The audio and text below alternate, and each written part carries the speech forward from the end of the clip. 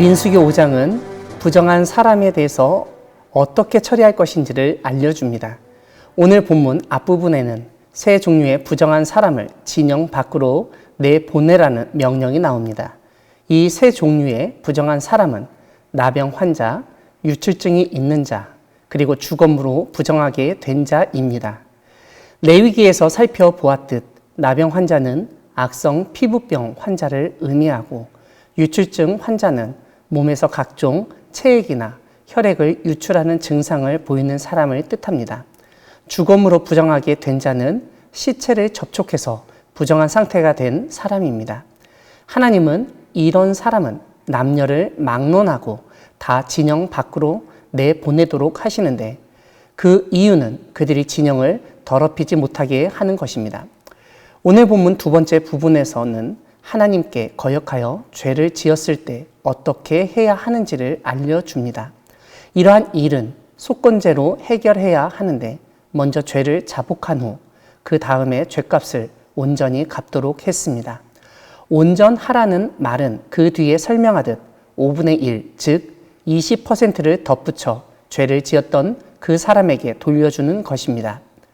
여기서 우리는 하나님에 대한 거역이라고 했지만 사실은 사람, 즉 이웃과의 관계에서 벌어진 사건이고 그것을 신앙적으로 어떻게 해결해야 하는지를 보여줍니다. 20%의 벌금까지 더해서 보상해야 한다는 점에서 신앙이라고 경제적인 부분까지 무시해서는 안 된다는 점을 분명하게 알려주신 것으로 볼 수 있습니다. 만약에 손해를 본 사람이 없거나 심지어 보상받을 친척도 없다면 그 죄값을 여호와께 드려야 한다고 알려줍니다. 제사장에게 속죄할 속죄의 순양과 함께 돌리라고 말씀하십니다. 이와 함께 거제로 제사장에게 가져오는 모든 성물은 제사장의 것이라고 선언하십니다. 세 번째는 배우자가 탈선하여 부정한 경우에 어떻게 해야 할지를 알려주십니다. 배우자가 의심이 생겨 제사장에게 데리고 갔을 때 보리가루 10분의 1 에바를 헌물로 드리게 합니다. 다만 그것에 기름도 붓지 말고 유향도 두지 말라고 하시면서 이는 의심의 소재요 죄악을 기억나게 하는 기억의 소재라고 말씀하십니다.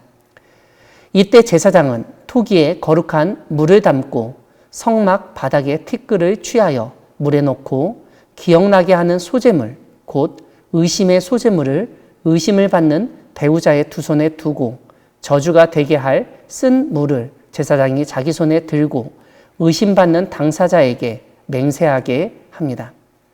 배우자를 두고 탈선하여 다른 사람과 동침하여 더럽힌 일이 없으면 저주가 되게 하는 이 쓴물에 해독을 면하겠지만 그런 일이 있으면 여호와께서 내 넓적다리가 마르고 내 배가 부어서 내가 백성 중에 저주거리, 맹세거리가 되게 하실지라 이 저주가 되게 하는 이 물이 내 창자에 들어가서 내 배를 붓게 하고 내 넓적다리를 마르게 하리라고 말하고 의심받는 배우자는 아멘, 아멘 하라고 하십니다. 제사장은 저주의 말을 두루마리에 써서 그 글자를 그 쓴 물에 빨아 넣습니다. 이때 의심받는 배우자의 손에서 의심의 소재물을 취하여 그 소재물을 여호와 앞에 흔들고 제단으로 가지고 가서 한 웅큼을 취하여 그 배우자에게 기억나게 하는 소재물로 제단 위에 불사르고 물을 마시게 합니다.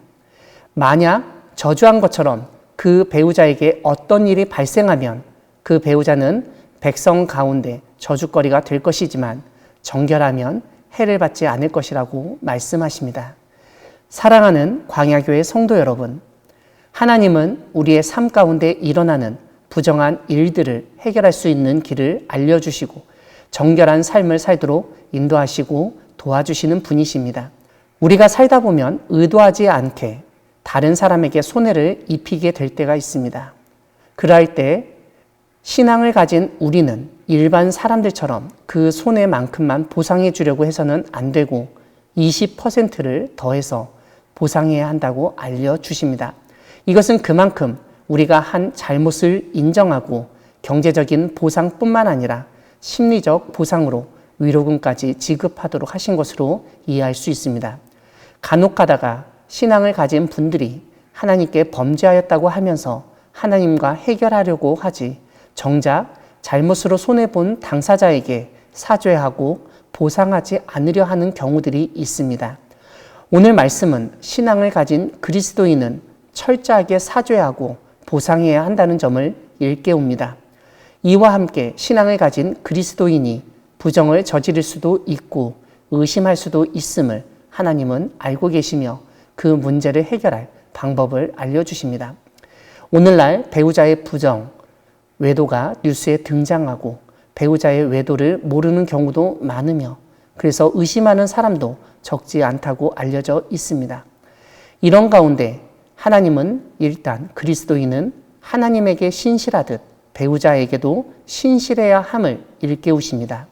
오늘 본문은 아주 고대의 가부장적인 문화 가운데 아내의 부정을 의심하는 남편의 사례로 언급하고 있지만 오늘날에는 남녀 구분 없이 서로 간에 조심해야 하며 신실함을 지키도록 노력해야 합니다. 고대 사회에서는 오늘날처럼 간음의 현장을 덮치거나 증거를 수집하기 어려웠기 때문에 하나님의 저주를 내세워 외도한 당사자의 심리를 건드려 잘못을 인정하게 했던 것으로 보입니다. 오늘날에는 외도를 하고서도 아무런 죄책감을 느끼지도 않고 심지어 하나님에 대한 경외심이 없는 경우도 많기 때문에 오늘 본문과 같은 해결 방법은 통하지 않을 수도 있습니다. 그럼에도 불구하고 하나님은 그런 점까지도 아신다는 점을 분명하게 보여주기에 우리는 주의해야 하겠습니다. 하나님 앞에서 그리고 배우자에게 항상 신실하고 정결한 삶을 살도록 노력하는 우리 모두가 되기를 소망합니다. 아멘.